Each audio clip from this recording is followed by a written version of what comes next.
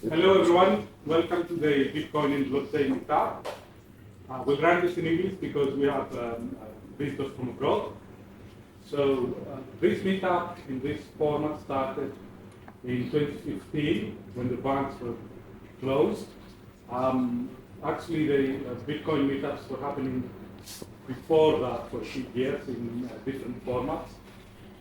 This one has been running like this for 8 years.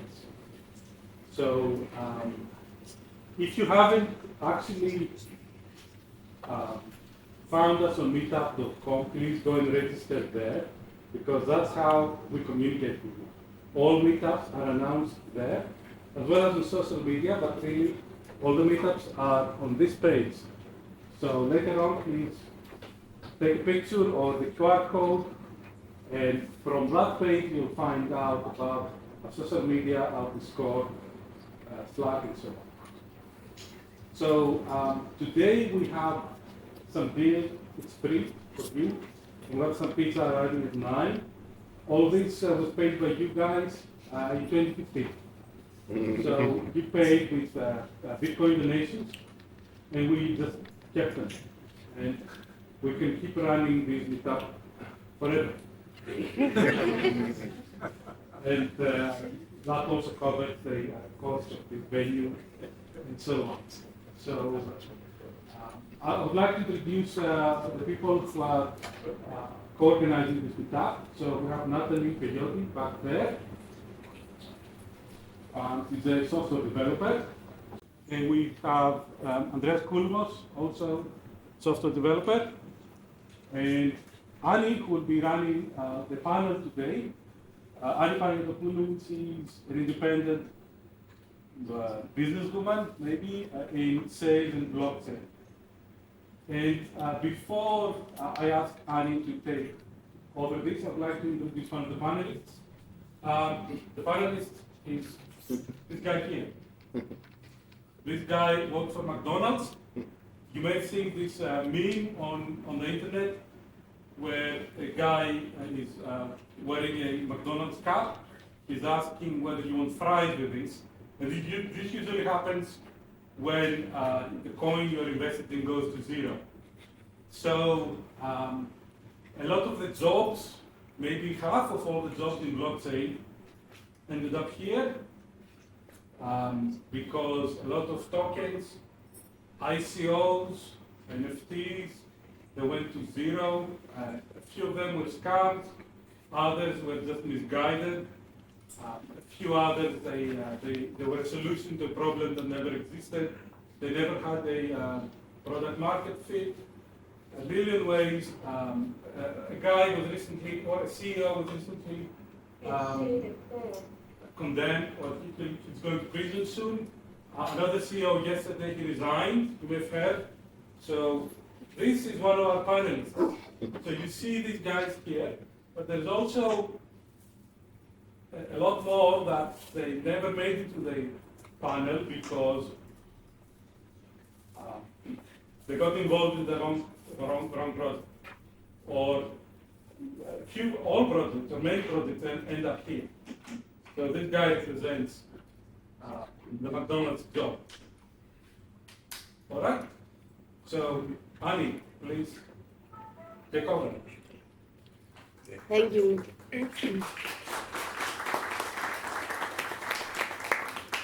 Thank you, Dimitris, for the introduction. It's a new title for me, independent businesswoman, okay? I'm Annie. I am in the space since 2017, I think. And now what I do is I am an independent advisor on the part of sales and business on technical projects. And what I love also doing is organizing communities and running meetups like the one today, with the whole idea of how we can, enhance, amplify the adoption of technology and functionality. And that is to say, as a meetup, we always try to enforce and bring forward projects that make sense and not shitcoins or shit projects. And I'm very happy tonight because we have been running many technical meetups so far, or many business meetups, but this is the first time that we have people, Greek people, like you and me, who are from Greece or from Cyprus maybe, and they work in blockchain. And they're not all developers. Okay, the majority maybe they are, but it's a good start to see that one can find an entry point to the blockchain. It's not so hard. So tonight we're gonna talk with these amazing guys, and they're gonna share like personal journeys, like challenges and tips. And we're gonna start like in an interview style where I'm gonna be asking them questions, but in the end we wanna make it more like a discussion. So if you guys also have questions, at the end you may also ask the speakers. So guys, I want you to do a round of introductions, each of you. Tell us who you are, what you do now, what is your academic background, just for the guys to get an idea, and when did you enter blockchain? Dimitri, you start first. Thank you, everybody. Nice to be here. Thank you, Annie, and the team for organizing this. I'm Dimitris. I'm not a dev. I seem like one. Yeah, I try to fake it till I make it. I've been involved in crypto since 2017, more or less. I started as an investor. I have an academic background of communications, PR. And I've been working in crypto for the past 3 years in project management, operations, and marketing, and social media.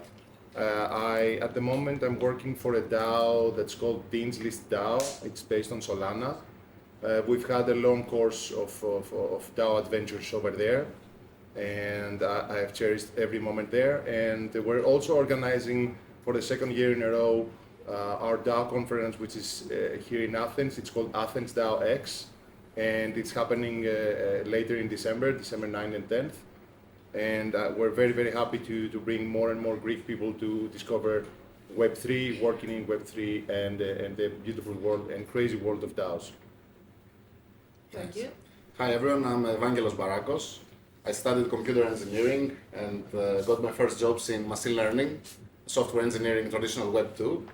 Then I experimented with my first smart contracts around 2015, and my first professional job were 2017. Since then, I was writing code for several crypto companies, starting with Slock.it, then FilmChain, a UK startup, then Chainlink was the biggest pick in my career, and at last Slingshot Finance. And lately I have quit from development and I'm doing some consulting and experimenting with the tech. Hi, I'm Janis, and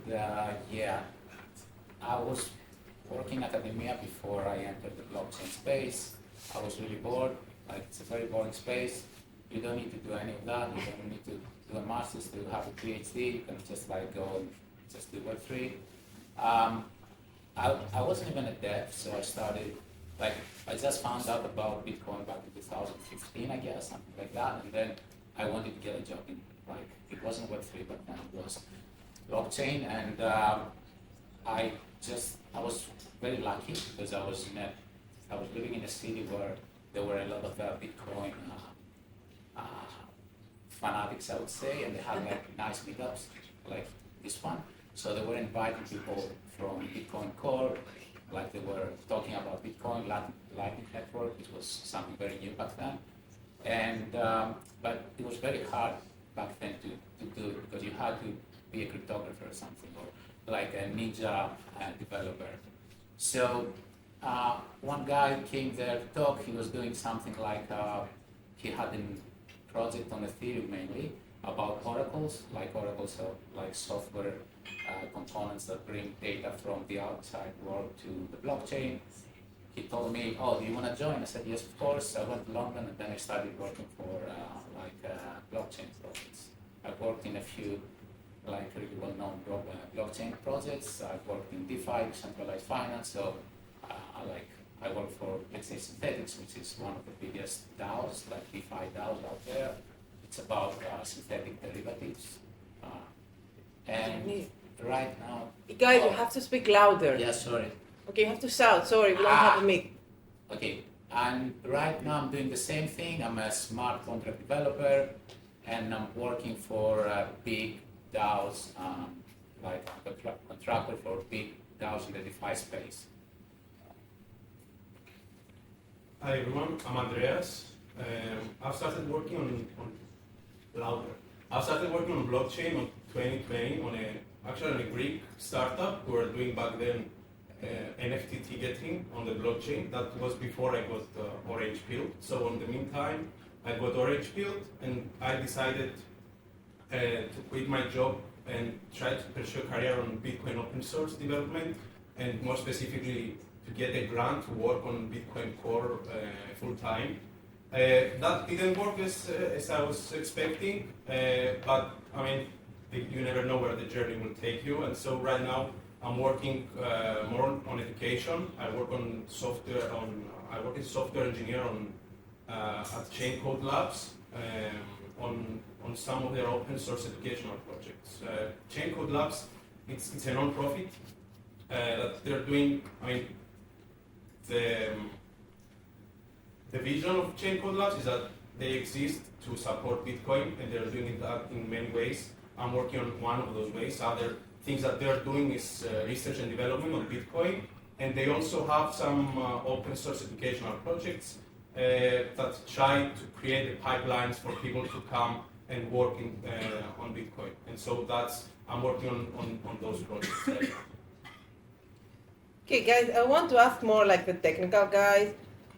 What are the key skills for getting a blockchain job, like in the technical field? Was it enough what you got from the university, or did you do some extra learning? Because at least when I hear Yanis, it happened like so easy. He just met a few fanatic Bitcoiners, and it just happened. So yeah, I can start. No, it's not easy at all. I think university doesn't teach you anything. You need to see code yourself, do courses yourself, educate yourself on the technologies that crypto is using, learn the languages that the ecosystem is using, and then little by little get acquainted with what's needed to get into the crypto space. Right outside of the university, it's no way to get a job, or at least be productive in your first job. I agree. I totally agree. So it was my biggest insecurity. So I met these crazy Bitcoiners, whatever, and then I have experience in like embedded systems. So right now what I'm doing is like writing smart contracts, and you need to know something called Solidity mainly for doing that. So, and I didn't know that. And I started doing something else. Like I knew how to write code for like very low level code like C code. Whoever is a developer knows that C code, the C language is a very low level language. And what I did was like I went out there, and there wasn't so much material as today, and I learned it by myself. So I started experimenting.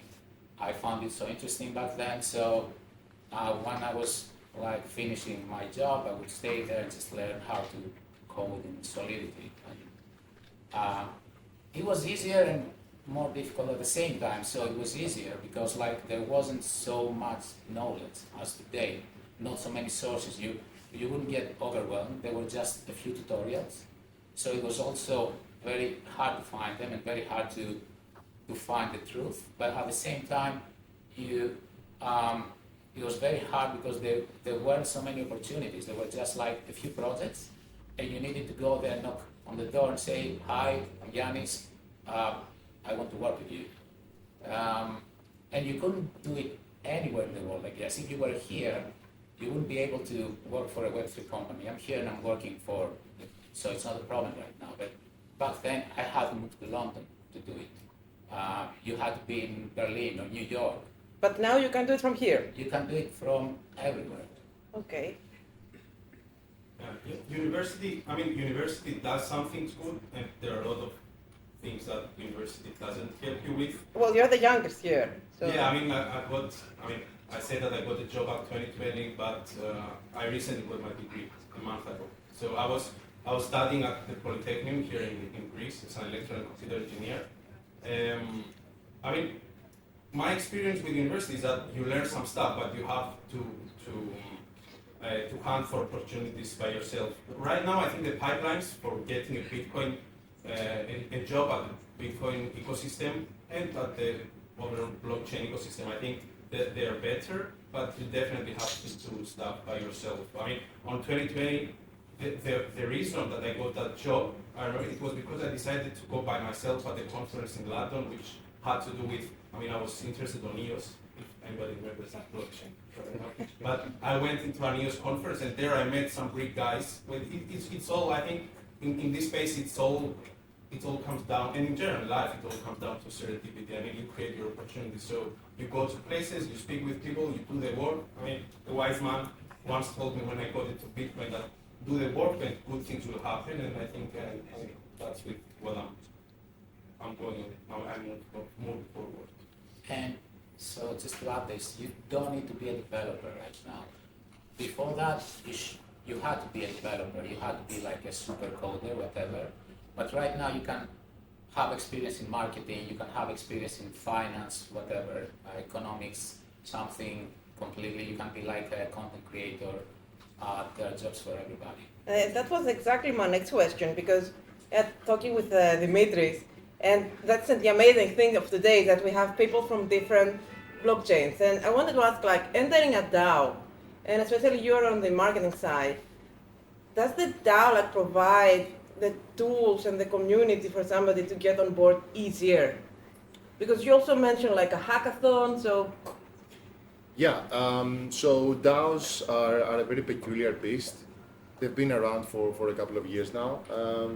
It depends on which DAO you land, and we tend to enter the DAOs and join communities that resonate at some level with us. So most likely that's what's going to happen to all of you guys, and that's what happened to me. You find a community, you enter the community, you try to find your way around. Depending on how well the community is organized, that's going to be a steep or a normal learning curve. So you can find your way around how things happen, how things go through. From our experience, what we try to do in any of the DAOs that we're involved is we try to highlight a path, a clear path from a new member to a member that's one of the most trusted members of the DAO. So that's something very important. Identify the route that exists in a particular DAO and try to do everything you can to ascend that ladder, so to speak. So if somebody does not have technical knowledge and they don't need to upskill themselves by learning to code like in smart contract language or whatever, and they just enter a blockchain or a DAO or whatever, how does it work? Absolutely. Community-based? It's very easy because in every community, one thing that many people don't understand is that we're so early in these types of communities that we're constantly looking for people with the will to devote some time and any kind of skills that you might have, whether it be something super simple from keeping notes during a call up to being a super coder and know how to code smart contracts. Everything helps. So any kind of help that you are providing to the community using your own skills, you don't have to learn something that's out of your way, that's something that you're not feeling comfortable. Anything you do to add to the value, that adds value to the community, usually gets rewarded and gets noticed very, very, very quick. So that way you can sharpen your skills, you can take on more responsibilities, and start helping the community and growing within the community and helping the community grow. Because as a DAO member, you are responsible for the DAO's well-being and the DAO's improvement, evolution, and all that good stuff. So keeping that in mind, if you're willing to devote your time and use any kind of skills that you have, you will be absolutely fine. Okay, and thank you for the introduction into the DAO process. What if somebody wants to work in a traditional blockchain company? There's a recruitment process, right?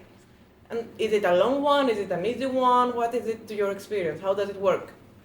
Because I have applied to many Web2 and Web3 companies, and it's really different. Web2 is easier, right?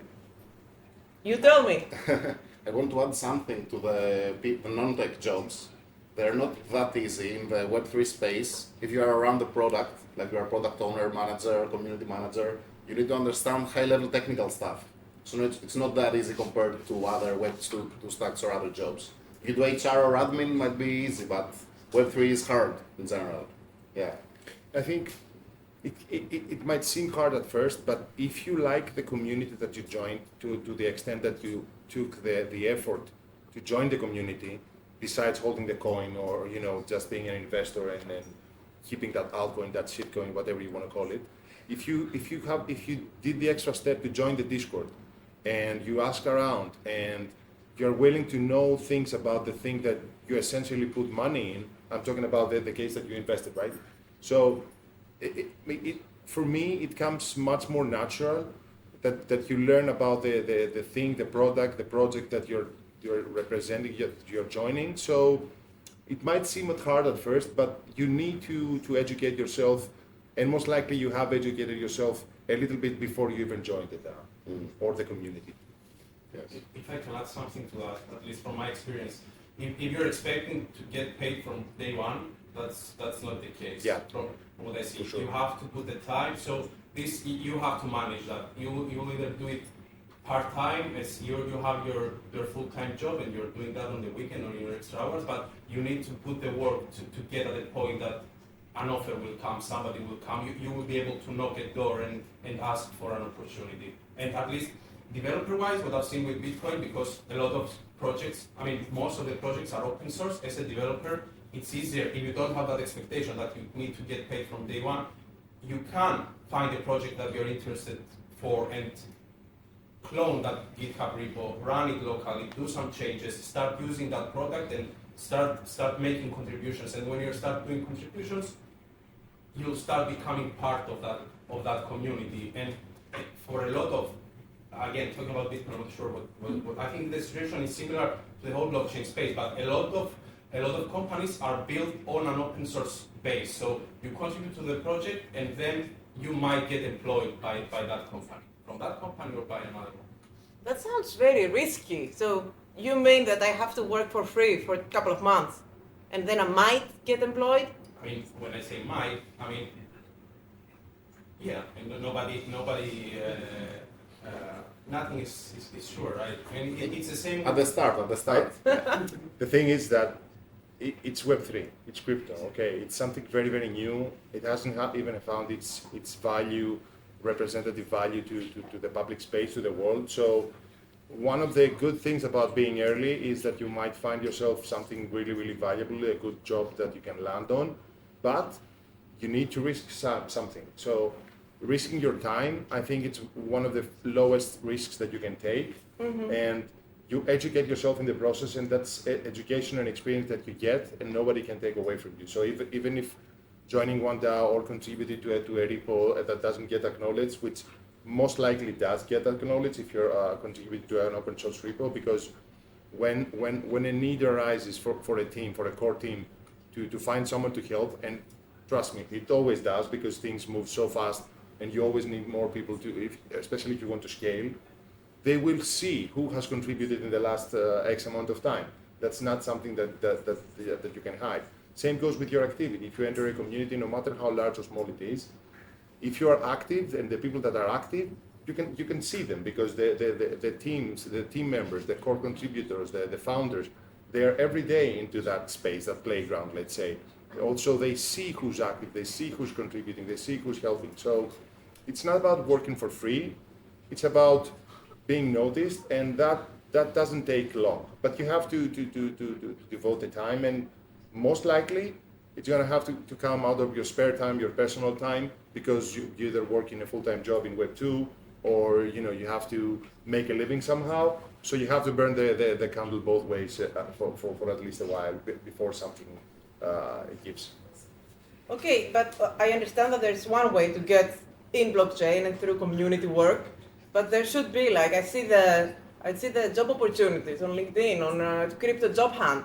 If I apply there, I go through a traditional process. I think, Vangeli, you've been through processes like this, eh? Yes, I've been many times. I've seen lots of processes. How many steps do they have? Many, like at least 5 or 6. Five at or six Chainlink, steps. for example, they had 13 to 14 steps. But you're talking about the Google of blockchain, so it's not. Yeah. So I had a different experience. Like, it depends, and what you want to do, what's your experience, and who you talk to. So for me, it was never like that. Maybe a few steps, but usually if you share the excitement and you are really about it and you want to learn more, I mean, my experience was like that I vibe with the people. So we like the same things, we have the same values. Like having the same values in the blockchain space is very important. So why you want it, why you care about it, what's your vision, and like, so it depends. I would say it's not as scary as it sounds. Like go to the community, work for free. So I guess the common thing there is that you must have something like some basic knowledge, I would say. You have to educate yourself. I don't know how you do it. Maybe you join a bootcamp, maybe you educate yourself at your free time, but you must know, like have a really basic knowledge about blockchain, about some, or maybe just like deep knowledge about a very specific thing that you like. Not like you don't need to have to know everything. So it really depends. You can find pretty much everything in the blockchain space. That's my experience. Like you can do the Google stuff, like 5 steps, interviews. Live coding, Yes, yes, whatever. projects for home. I didn't do any of that for the last 2 jobs. Oh, nice. I think it's two different paths, right? Yes. It's the one that you go through application and the other one that you do the work and you knock that door later. Yeah. But you need to do the work in applications. You also do lots of work I mean, yeah, for what I home was going to projects. say is that when you do an application, they're going to give you the work Yes. later, where if you go through the other path, you're going to do the work before. One seems riskier, as Alan said, but I guess it's based on your appetite. But also the other way, if you don't have any open source projects to show and you want to show something for start, you can apply at a big company, for example Chainlink, and they're going to give you some open source projects to work on, to evaluate you. Mm-hmm. You can start putting them on GitHub. Like when you gather 3 or 4, you can show some activity to next companies to build as a portfolio. Yeah. Okay, coding, like a sample code, so that you will be evaluated, right? How would it work if you're a non-coder, like a non-technical job, like I'm sales? How would they evaluate me, or marketing? I don't know. For sales, I can give an example. For instance, at DList, we're a service DAO and we're offering services, as you know. So our services vary from feedback sessions to consulting sessions to PMF sessions and workshops and so on and so forth. So if you want to get a job in sales in a certain community, in our community, if you come into the community, learn all there is about what we're offering, see what we're doing and how we're doing it, and then you go and hunt on Twitter, on LinkedIn, or even on Web2, and you land a sale, that's how you get in. Mm-hmm. Because if you want to do the job that sales do, you need to sell. So if you sell, you're in. Like I said, it's not that many people, that many groups of people and communities that are that you can shine if you put the work. And when we say put the work, you put the work that at the same time educates yourself and gets noticed and takes you to the next level. So it's community that drives you, the love for the technology, and you work. It's a kind of a proof of work for either kind of application, and then you're in. Okay, let's say we got a job in blockchain. The companies that you work, or how you work, your day-to-day, I'm gonna ask, probably too obvious, but I'm gonna ask because some people will not know. Are the companies based in Greece, in Athens? Do you work from an office? Do you work how do you meet your community or your peers? You want to start? Yeah, for sure. Go ahead. It's 99.9% remote, because you're dealing with magnificent people around the world, and that you share this crazy passion about this thing that's called blockchain. And your everyday is that basically crypto never sleeps. So you have to kind of watch your hours if you want to maintain a work-life balance. But the more, if you let loose, you can work 24/7. If you can stand it. I mean, the work never finishes. So you can set the boundaries for yourself depending on the project that you're on, or whether you're on a sprint, or whether you're trying to submit to a hackathon with a deadline. The working hours, I would say, that are very, very fluid, and you work 99% of the time remote. So what do you mean the working hours are very fluid? For me, I try to approach it as I have some tasks, I want to get them done, and I don't stop if I don't get them done. If there is a task that, of course, requires more than a day's work, then yes, it's going to be my sole focus for a week or something. Do you guys have the same experience? Evangelos, you worked for a company in the States, I think? Yes, I've worked for companies in the States, but personally I don't like to overwork, so I always put it an end time, like 6 or 7, and no one could find me anymore. Yeah, every time, in every job. But yeah, it's how you deal with when you sign the contract. I always say it first thing, that after 7 you can find me. So it works better for me to not burn out easily and stuff like that. But there are people that are working overnight or very flexible. They might work 1 hour and then go outside for 5 hours. I prefer the more European style, compressed 8-hour style. Yanni, I guess the same for you because research work never ends. So it all depends again. I'm working remotely. I work whenever I want. I have like so me and my colleagues, we live in different time zones, right?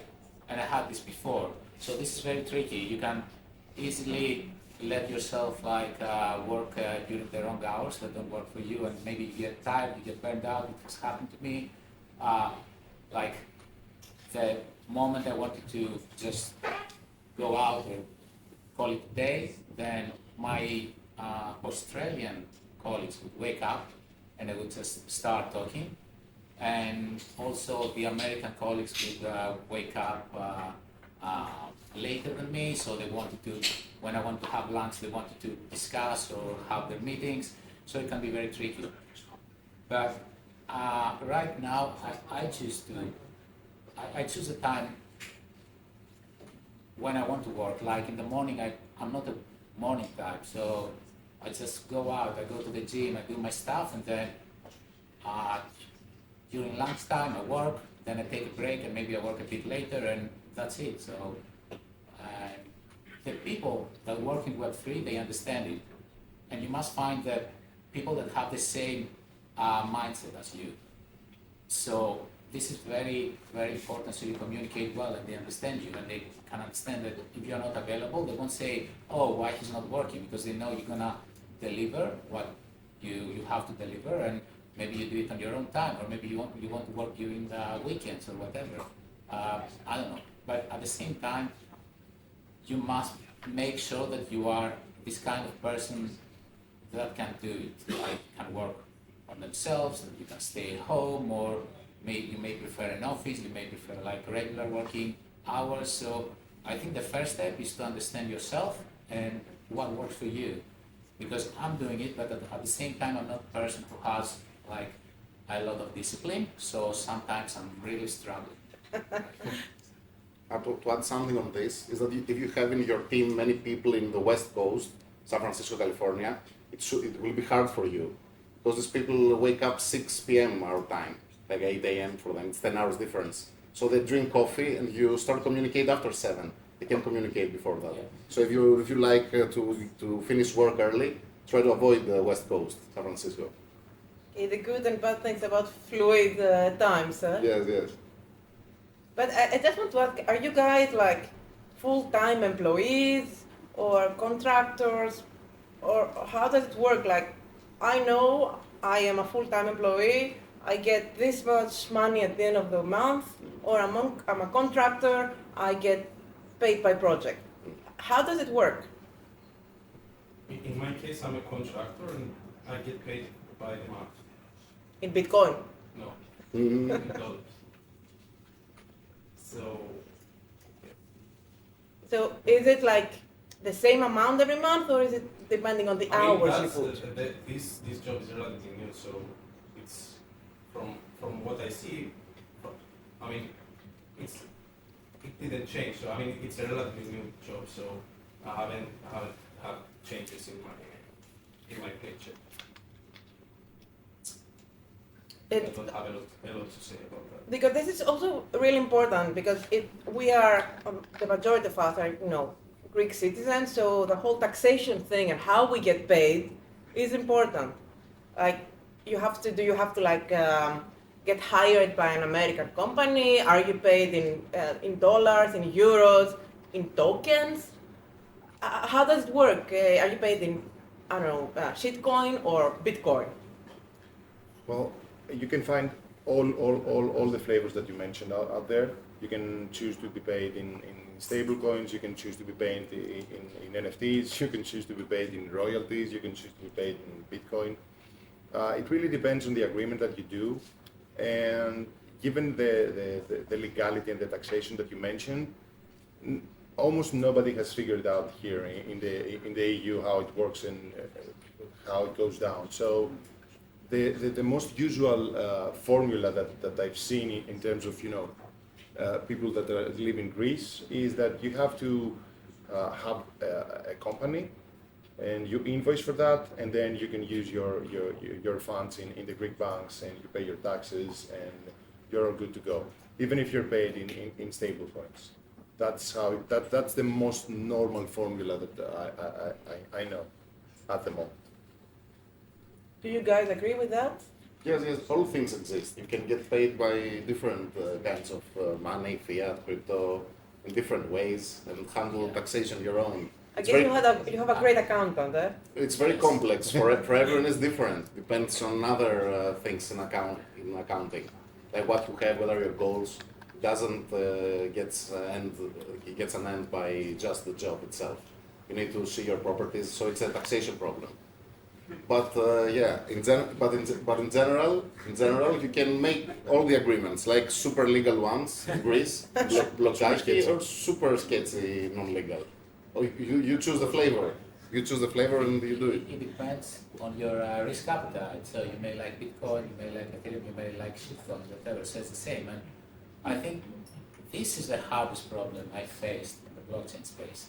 This is the reason I changed my country of residence. When I came to Greece, I worked for a bit. I was being paid in stable coins or whatever, but it didn't work. So my requirement for my next job was to be paid in fiat money because I couldn't find a solution. But yeah, I think this is the hardest problem you can face, but that's why you can just set it straight and say, you know what, I want to be paid in fiat money and it's over. If you want to be paid in also, I don't know, crypto or stable coins or some kind of tokens, then okay, you take more risk, maybe you have an upside, whatever, but you have to find your own solution, I guess. There's no solution, right? You can do whatever you want, but nobody's gonna tell you, okay, this is the right way to do it. So it's up to you, and you have to spend a lot of time to see if it works for you, how it works, and what are your liabilities at the time. So, yeah, it's tricky. So getting the money out is one thing. And what about security, job security? There's no such thing. No such It's thing. like a startup world. Yeah, I don't know. Even if you do contracts, you don't go them to a court, international court. Yeah. So even if you don't do a contract, you just do the work, they pay you. That's the whole contract, not a legal one. But you're sure that at the end you're gonna get paid at least, No. Most of the time. Sometimes. You make it sound so nice for the guys, eh? Not sure. You have to work for free before you get to be paid. The process is excruciating, and then you don't even have job security. You don't even know if you're gonna be paid. You don't have, yes. I never faced such a problem, but I guess, what do you mean by job security? Like you have a job for like the next 2 years. No. Not even 2 years in not even crypto. this. 2 years in crypto is like a century. Yes. Like, if you find a normal employment contract, here you have a 2-month notice period, let's say. In the States, in Greece. In the States it's 1 week, but in Greece it's customary to have 2 months. So at least I know that for the next 2 months I'm gonna get paid. And then I'm gonna be eligible for an employment benefit and blah, blah, blah. Do we have something similar in You the have blockchain? contracts. Yes. The thing is that you don't enforce them because when you go to international court with a company in US, Yeah, that's the worst case scenario. If So they kind of disappear on doesn't you, matter. doesn't matter. I But mean, let's not there are talk. frameworks. There are frameworks. Let's talk about the normal stuff, not the worst case scenario. Like you work for an yes. exchange that will collapse. Okay. Let's say. Yes, you agree on notice periods and everything. Like, I agree. Ne. No one cares about job security when you're paid 5 to 10 times. Are you guys being paid 5 to 10 times in blockchain? I cannot confirm or deny that, but yeah, besides the whole passion that drives us, yeah, we're getting paid in better terms than the Greek reality, at least in my case. It depends on the bull run. Yeah, either we get paid for 2 years and then we don't get paid for Yeah. 3 years. So. I don't know if you can compare things, but it depends on everything, on seniority, on many different stuff, many different things. So I don't know. I have never worked in Greece. I would never work for a Greek employer. I don't know. I mean, it depends also. As I said before, in my case, there's no office, there's no like secretary, there's nothing like that. So in the end, what you save on that end, the employees share it. Like, so it's normal to have like a higher salary, but at the same time, you must find an accountant, you must have your own security, you must like know how to set up a legal entity, how you have to figure out how you're gonna get paid. So of course, you're gonna ask for more money to compensate for the other stuff. You don't get like this holiday, how to call it, anyway. Additional bonus. You agree on holidays, I always agree. No, the holidays, you agree on the holidays, yeah, but They always give you. Guys, for the sake of the audience, can we at least state some benchmark salaries? Like a developer, would they earn like 100,000 euros per year? Maybe less. Maybe less. I mean, for me, that's not the case because Chaincode Labs is a non-profit, and I also didn't negotiate well. So it's okay. The paycheck is better than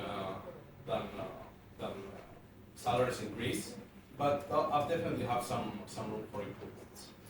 So is it not 5 to 10 times more than Greece? No. 5 times, For me, 5 for times. me, I think it can be. I think it can It be. can be on the bull run. So not now that we have a crypto winter. Look, I think it's not about the bull run or the bear market. It's about understanding that you're entering the world of startups. And the world of startups, it's in tech, is something that's constantly changing. I don't think that's limited to crypto. So if you start playing the game and enter the realm of startups, it's understandable that your company, that the company that you work, has a runway for 2 years. You know that, you have to understand that, you have to account for that. So when you're getting paid 5 times the amount that you're getting paid in Greece, you have to put something on the side for the rainy days.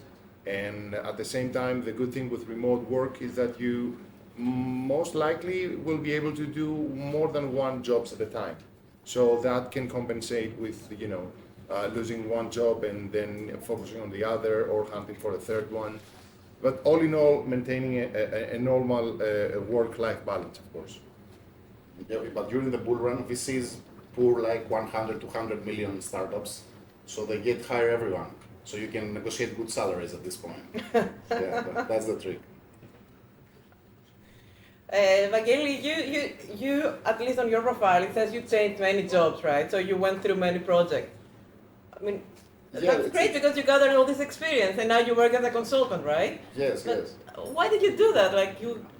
Were you like thrilled, like do this and this and this and multiple times? Yeah, it's more like a personal thing. I like to change and see more stuff in my life. That's why. And to see technologies, see different companies, understand how things work. So when I see that I've done my job in one company, I hop to another one. But in general, it's not very advisable because new employees, when they see it, they ask you a lot why you switch jobs every time, why you do this and that.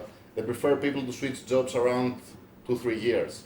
I switch around 1 or less. And now you work as a consultant for blockchain, right? Yes. So that means that you got all this experience from the different companies? Yes. Now you're throwing it. That's the good part. You get the knowledge. Yeah. Some people they like it. When you have if you switch frequently, you can have in 1-2 years of experience like 3 companies in your CV. So someone can see that you have broad experience if they want to do something complex that integrates different technologies. But if you want to be in a company that likes loyal people, they dislike this frequent switching of jobs. So it's not very good advice to do it. Better stay for 2 years at the company. That's the general consensus. It sounds a bit Web 2, right? Yes. Dimitris just said, work on different DAOs, multiple projects. I get bored easily, so I change. I want to ask something. Do you guys feel more inclined to navigate towards Web 2 type of works in crypto, or you're looking to navigate towards Web 3 ways of working? And For me, it was mostly Web 2 working in crypto. Traditional ways like applying for jobs. Yeah, the normal route. Normal, Give your normal. CV on Yeah. LinkedIn. Yes, do your super normal, yes. Okay. For me, it's like different. I want to set my own rules. So, like as you said, I'm gonna stay in a company only if I have like a big chunk of ownership in the company.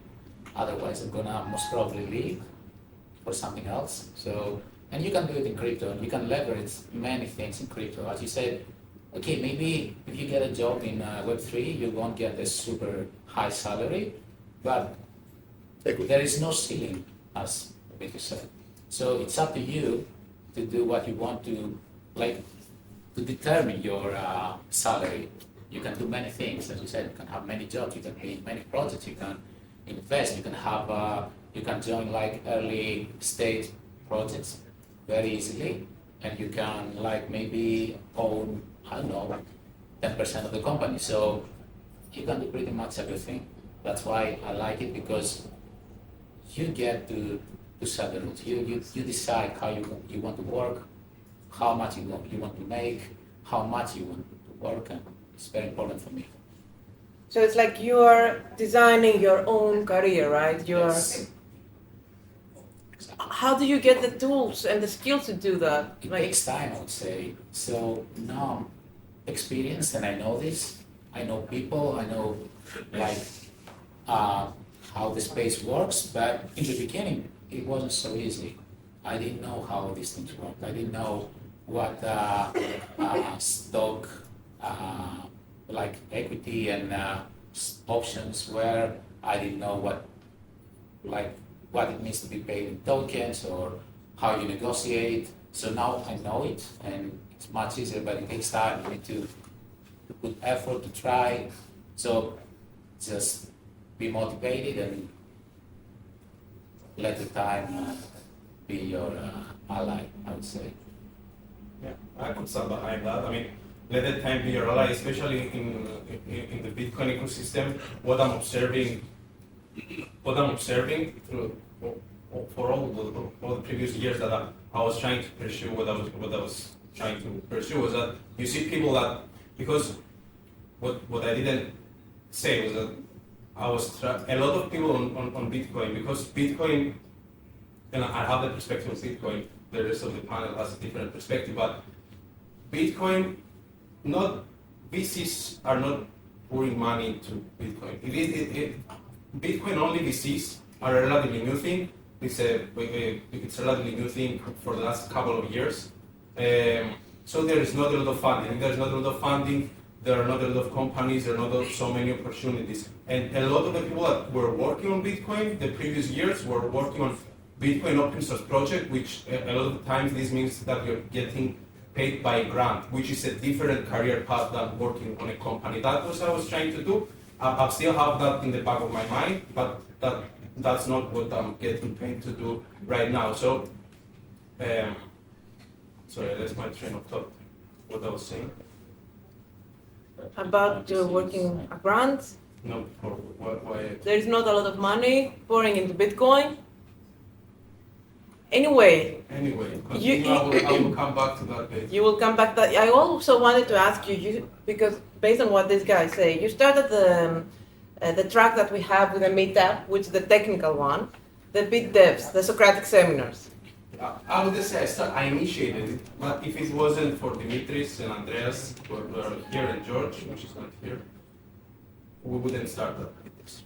Yes. For Athens, at least. For Athens. Yes. Can you tell us how this contributes to your journey in Bitcoin? And what it is exactly, also for the people who don't know it?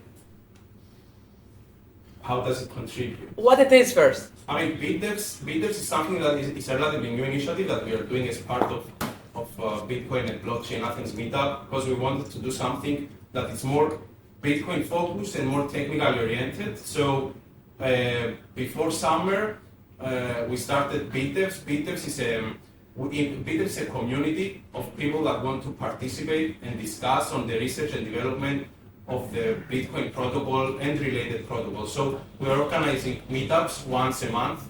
Hopefully, we're trying to stay on schedule. We did our 5th meetup a couple of weeks ago, 2 weeks ago. And what we are doing is we are exploring what is currently happening on Bitcoin, because a lot of people, when you're outside,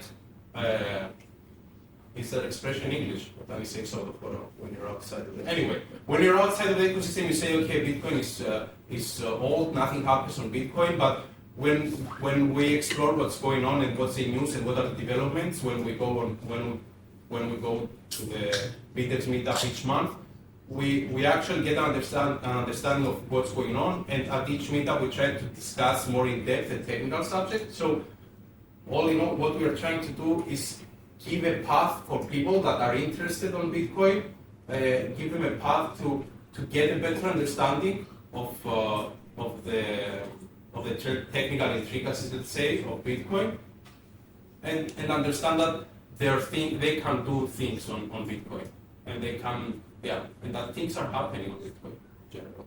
So how did this help you get, employed in Bitcoin? I wouldn't say that it helped. I mean, you never know, but I wouldn't say that helped. I mean, that was a personal desire, because I wanted, especially, I've seen that, but I think that's in a lot of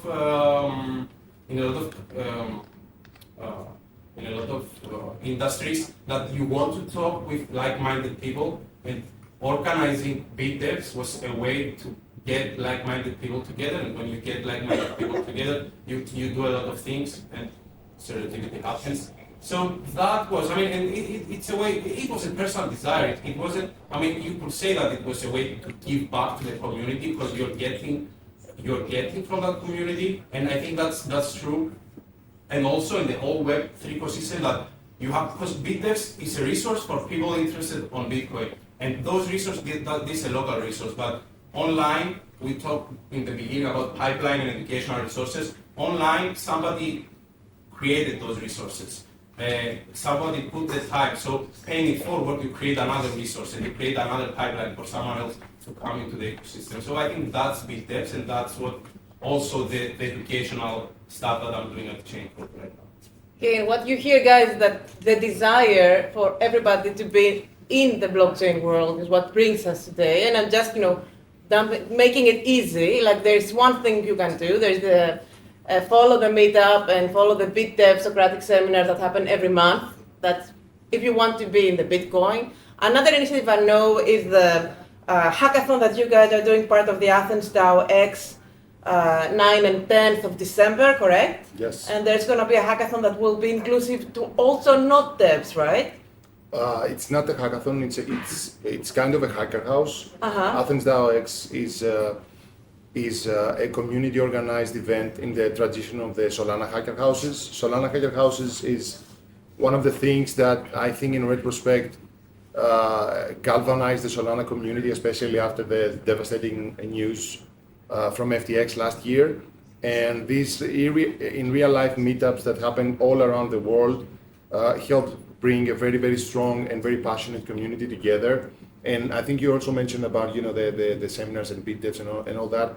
Real life meetups in Web3 are very, very important, because this is when you get to meet the people that you have been seeing on a PFP on Twitter, on LinkedIn, or on GitHub, and you get to exchange ideas and accelerate a process that might lead you anywhere. So to cut my rant short, Athens DAO, it's happening this December 9th and 10th. It's going to be a 2-day conference focused on DAOs, Web3 work, decentralized governance, and how we can bring more and more people into to that new way of organizing communities and organizing ourselves towards common goals and visions. We're going to have a trifecta that we're trying for the first time this year. the first thing is DAO panels, where we're going to bring people from all around the world, the DAO space, the Web3 space, and we're going to be discussing about important topics in the DAO space, both in tooling or challenges, ways to succeed, ways to do things, as well as regulation. As one of our good friends says, how to stay out of jail.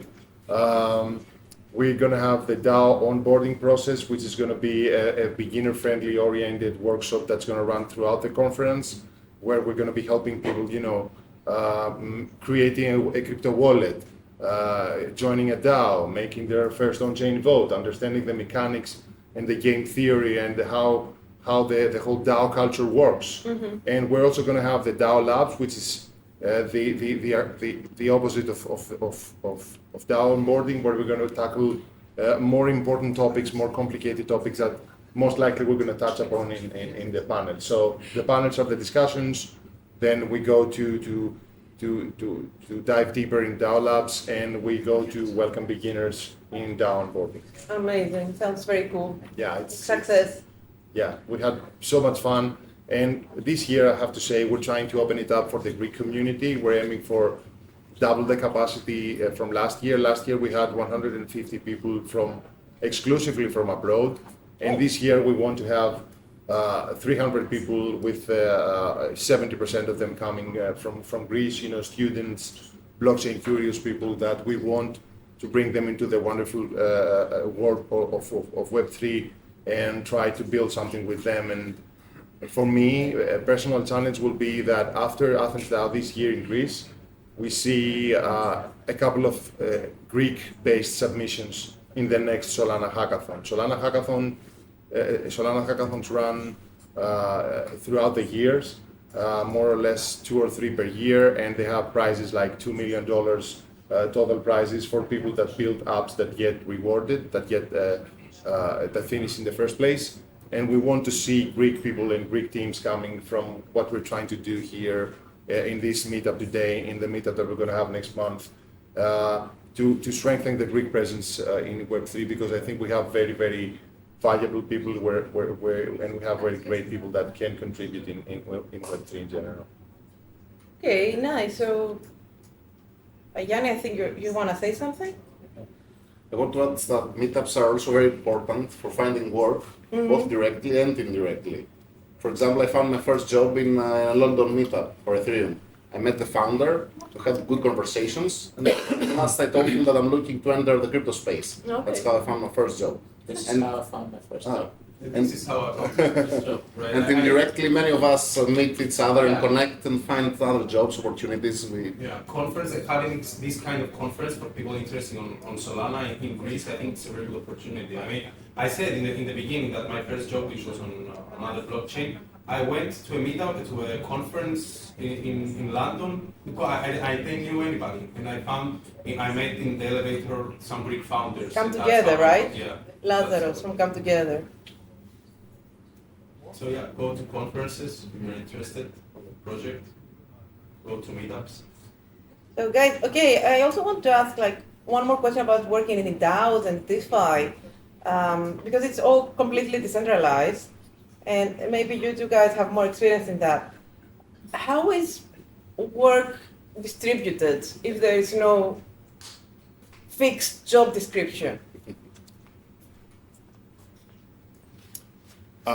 Yanni, you said I wake up and I have my list of tasks and blah, blah, blah, but do you have a set, because you work DAOs and DeFi, too much D in front? Yeah. He knows so much that he can't speak. Close the record. So, yeah, okay. I had different experiences. So, as I said before, we were working in small teams. Somehow, most of the time we had a flat hierarchy, no CEO, no CTO. Sometimes we had them, but after a while, we didn't have those titles. So, and most of the companies are like that, flat hierarchy, right? Most of them in crypto in general. Not always. Not always. Salesman. Not always. Not always. They might. Sometimes they are. Sometimes they look like they are flat, but they're not. It depends on how big they are. I mean, the bigger Yeah. they get, like you have some kind of hierarchy. Uh-huh. But currently, the thing is that I'm a member of a small team. We are doing a very specific task, but we have to communicate and collaborate with the other teams that do like different tasks. And there's a lot of coordination involved. And this is also a tricky part. You must like make sure that you are on the same page, that like the other people deliver what they have to deliver. There's a very, very strict way of doing things, because if something goes wrong, and if like a parameter is different and you upload it through a smart contract, then the whole system is broken. And right in DeFi, we're talking about many, many billions of total value lock. We're talking about protocols that have billions of dollars in value. Like I work for a protocol that has like a 5 billion lock right now. So, and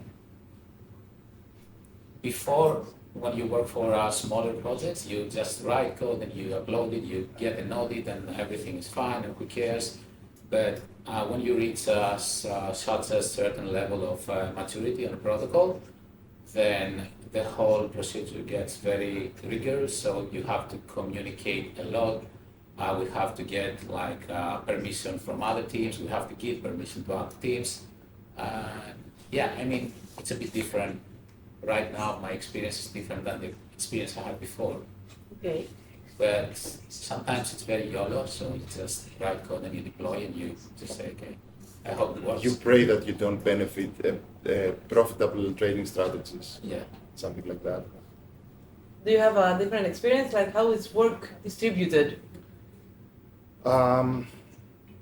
Work is available. In our experience in the DAOs that I've been involved as a core contributor in DList, earlier in Grape, we try to have the active work available somewhere so that people can see it.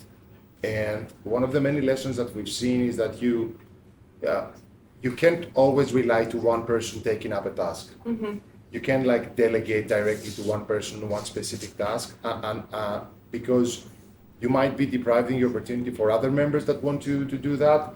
Plus, that person that raised their hand might not do the work. So you end up hurting the feelings of other people that might want to do the work, and giving the spotlight to someone else that you don't know, that you can trust from day one. So we try to keep the active work and the tasks that are available somewhere that everybody can see, or all newcomers or seasoned members, because admittedly it gets hard to keep up. Many things are happening, especially as you scale. Keeping up with Discord and all the chats and all the unreads and what's happening, it can be a challenge.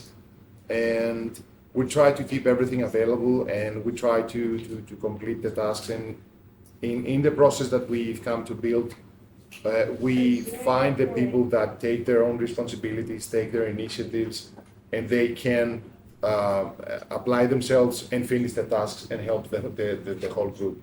That's very, very important if you're working in Web3, if you're working in a DAO. You have to apply yourself and complete the tasks that you say that you're taking upon yourself to complete. So it takes a lot of accountability. Yeah, self-accountability. Self-accountability, yeah, it's very, very important. You try to find the members that have the maximum degree of self-accountability, and this is how you grow strong teams that move fast and can execute things together. And it's not easy to have self-accountability. I mean, I've struggled with self-accountability at the beginning as I was trying, because when I set out to start contributing on Bitcoin Core, the situation it's even more distributed, decentralized, as what the guys here are explaining with the DAOs, because you don't have anyone to say this is how we're moving forward. Everybody are working on something. We're talking only dev-related stuff. Bitcoin Core is an open source project, so people are working on something. Others people are going to review their changes. They're putting the work. You have to put the work. You have to review stuff. You have to do your own. You have to open your own pull request and suggest code changes and things move slowly. And so, as a new contributor to this kind of project, you need a lot of self-accountability to be there and work day by day without having someone to guide you. There are people from the community that you can ask help, but especially at the beginning, at least for me, it was difficult to knock at doors and start making those connections. I think time and skin in the game are two very, very important factors. The more time you commit and the more skin in the game you depict through your actions, not through your words, because we've seen people saying that I'm going to do that, I'm going to do that, I'm going to create a campaign, I'm going to build this, I'm going to build that DAO, I'm going to build that smart contract, and then they disappear for a month. And you were saying, hey, bro, what are you going to do these things that you mentioned or something? So these are the two very, very important things that you need to look after. In Bitcoin, we call it proof of work. Exactly. It's amazing. Okay, thanks for the joke. It's amazing that you also mentioned that because you're not a developer. It's important that people think that working in blockchain, only developers or computer engineers can do that. Your background is not developer. You came from marketing, right? Yeah. From Web2, like traditional marketing, and you were an investor, and then you hopped into the other side of working and contributing to. Well, DAO, I was an investor, and then one thing led to another. I was, lurking in a Discord, and then someone asked, does anyone want to become a moderator? So I applied for an interview. I got 2 interviews as a moderator. I became a moderator. I burned the candlelight for 6 months during the Asia time zone. So I was basically not sleeping very, very well for a couple of months. And at some point, I got offered a contract with benefits and severance packages. And during my course in the company as a moderator, I became head of support at some point. And then I was trying to help the company to improve their marketing practices. But was it the same as traditional marketing, or was it different? It's traditional, but it's not the same. It's same but different. Okay. Because you need to understand how the Web3 universe culture works so that you can float and get your message across in crypto. It doesn't work in the traditional sense that, we're going to do an ad campaign on Google, we're going to do an ad campaign on Twitter, and then we're good to go. You have to get inside the community, get the pulse of the community, understand the zeitgeist, and what's the narrative that's currently on, what's not to mention. Who are the important people that you need to pay attention to, where the conversation is going this week, where the conversation is going next week. Try to combine this with your product sprints and what you're coming, the campaigns that you're building, what's out for the competition. You have to be fast because you have to announce first so that you take all the glory. All that small stuff that you can find in Web2, you find them in Web3, but in a different wavelength, I would say. Okay, I smell the pizzas have arrived, so I'm just going to summarize and ask one last question and then open it to the audience. Like we learned that, we all love the technology, that's why we enter it, and tech is not so hard, but you need to learn it. We learned that you enter either through a community or the traditional way with a maybe long process, but you have to prove your work one way or the other. But there's also funding opportunities that you can apply as a startup and join hackathons. And it's not so hard because the community is actually supporting you. So you have to go out there at events that are happening, meet people, ask the support you want. I just have one last question. Guys, you are all men. I'm the only woman here. I'm not sitting on that side of the table. How does it feel to work in environments where 95% are men? You should ask a woman, yes, but my experience and what people say is like, if you are a woman, just feel free to enter. The blockchain space is very open to women, and in general is like more open-minded than like traditional finance and stuff. So we have experienced this in conferences. I was with Evangelos in a conference, and especially the space is much more open to women for that reason. So you're gonna get like the priority queue, you're a woman, I guess. So just do it. It's a good space to be if you're a woman. No bro culture. No. Only on crypto Twitter. Good, thank you guys. Now, any questions from the audience? Go ahead. Yeah, I'd just like to hear the panels making a prediction actually for the next couple of years about the workforce trend. Up, down, or sideways? Whatever. No, that's my prediction.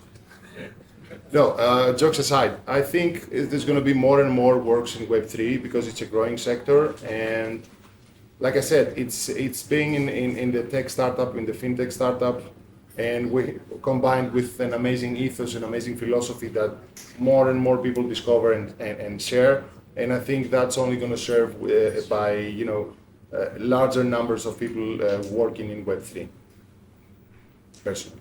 I think as we're expanding on AI and AI that tries to write code and other similar stuff like documentation, pull reviews and everything, we'll reach a good point that we will need less people, but then many more products and more features and more companies will spin up to cover this. So eventually more people are going to be needed. But I think we're going to cross a point when the AI is so good that it does the job of developers and technical writers. But this is the same for like Web2. Yes, yes. Okay. So yeah, I only see that the space expanding and like needing more people. As I said, like more women are gonna enter the space. Like a few years ago, you could only work in the space only if you were a developer. Now, as we said before, it doesn't matter. I mean, all kinds of skills are needed. So up only, I guess. The same, I think, for the Bitcoin ecosystem, especially in the last, in the last 1.5 year, I'm seeing recruitment agencies only for Bitcoin coming up. We didn't have this kind of things before. I mentioned before funding, that more funding is coming in. I mean, we were in a bear market, and that it's something that affects everybody. But I see a trend going up, and especially in Bitcoin, because there are some latest developments, things that are upgrades of the protocol in the previous years that are now starting to, that now companies are starting to building up. I mean, people in Web3 are familiar with accelerators, incubators, and all that stuff. In Bitcoin, we had the first accelerator for Bitcoin companies had its first. It started just last year, so things are going up. For Web3, I can't speculate without creating a big. Any other questions from the audience?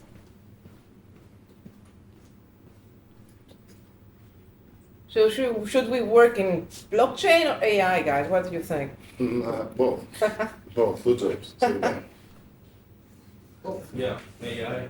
I mean, what at least what we're doing at Chaincode with education, I mean, it has a lot of AI components at this point right now, because AI helps everybody, especially on context gathering, because in all those jobs, and I think that's not only on blockchain, but there are a lot of things out there. So having an AI that you can ask, that it can help you learn, that's very helpful. Yeah, I guess that like we are working for AI. If AI dominates, and I think we're just building like blockchain and Bitcoin is programmable money, so in the end we're building AI's money, so in the end we're gonna be replaced anyway. So I don't really care. It's the same. There is a good synergy. Yeah. But it's good to have a skill set of AI in any case if you have a job right now in the upcoming years. So yeah, it's good to expand your skill set with AI. In any case. It's a great tool to utilize, Yes. regardless of the space that you're working, either Web 2 or Web 3. AI is a useful tool, and I think that's what it's going to be for the foreseeable future, the next 5 years or so. But and start using it as a tool definitely helps to dive deeper into the subject, because what I've seen because when, at least in my mind, when I talk about Bitcoin and blockchain, we see a lot of open source projects there. So how a lot of people start working on those stuff is that you use that tool, you start, and then by using it, you find some problems, some improvements, and you dive deeper and start becoming a contributor. So, and I think that might be the case and with some AI open source, because we have open AI, which is not open. But there are a lot of open source stuff out there that people will start using, and from there they will find their path into working on AI. That's what I think. I think you hit the nail on the head in something that we did not mention a lot. Use the things, use crypto. So don't keep your funds on Binance, on Coinbase, or whatever. Start using Dows, start using Bitcoin, start using Solana, start using Cardano, whatever you want to use. You need to familiarize yourself with what this new technology brings to our lives, so you can understand it better. And as soon as you do that, you are many levels above the average user, and you're much closer in getting a job. And you only help yourself because you're educating in how things work and what we're trying to do and what we're trying to change in the space. Yeah, that's a very good point. I'd like to ask, who are the biggest employers in this market, and you are jealous that you don't work for them? So And what's the last part of the question? And you are? you are jealous that you don't work for them. You want to work. And we don't have anybody working in, I don't know, Kraken, Binance, or, I don't know, Coinbase here. I'm a bit jealous that I'm not working in the core protocols, for example. I'm working for Bitcoin itself, Ethereum itself. Yes. Okay. But these people don't think get much money because most of them are from non-profits and foundations. So it depends if you want the most meaningful work or the biggest amount of money. Yeah, Because they don't go together. Yeah, so maybe the biggest employers are the exchanges you mentioned, but like I'm not jealous, I'm not working for them, I would never work for them. Like I prefer to go work for Google than work for Binance or Kraken. What's the other one? I think what you're hearing here is that most people join, and maybe I speak for all of you now, because of a bit of idealism. Idealism. Yeah. So there's people choose to work in blockchain, right? So they choose where they want to work, and these guys have so many years of experience. They could work anywhere where they wanted. Exactly. I mean, I'm jealous that I'm working for a well-established protocol. I'm not working for the next big project, like maybe it's a zero-knowledge blockchain, or that's gonna change the world, or it's the game that everybody's gonna play in a few years. So I'm jealous of I have a startup mentality, so I'm jealous of the small projects that are not on my radar right now. This is, what I would say. Okay, guys, anyone want to do any closing remarks? Anything that you haven't mentioned so far? Yeah, I think something came to mind. Yes. It doesn't matter how experienced you are, but like I think, as you said, you mentioned ethos, you mentioned like idealism, but I think the common denominator of all these things and all the interviews, it's like you must be really, it's still a small space, so you must be really excited about this. So this is what people are going to ask you. Maybe you don't know something technical, maybe you don't have the experience, but like in all the interviews I had, like they asked me, what's your favorite like project? What do you like to do the most? So you must be a user, you must be an enthusiast of the space. So this is the absolute basic skill you must possess before trying to enter the space. So go out and play, experiment, and have fun. Nice. So guys, as you heard, it's all about excitement and being part of community. And that's why we invite you to click on this QR code, get to become members of our Meetup group, because that's how you're gonna get informed about all the nice developments happening. Because many people come to me and they ask me, when is the next Meetup? What are you going to do? Blah, blah, blah. Follow the Meetup group, and then you're going to be informed about everything. Also, we are going to migrate to Discord because we see that the Slack is not very useful. And we want to make the community more interactive and active. And that's what you have been hearing now. It's about interaction, talking with each other, and sharing stuff that are happening. And that's what I'm gonna say one last time. We have the BitDev track with the people who want to do more about development in Bitcoin. Once a month, more or less, follow us for more information. There's this amazing event happening the 9th and 10th of December. If somebody wants to join, and they don't have to be a developer per se, and they want to learn more about the DAO experience, follow. You're going to get informed also by us because it's a free event, right? Yeah, it's a free event. And also we are honored today because we have Vasilis Pazopoulos, who runs the academy, DeFi Academy, which is the first Greek academy that teaches on blockchain. So if you guys have any questions, approach either of the speakers or either of the organizers, or approach each other and discuss about the interesting topics in blockchain. Thank you. And thanks.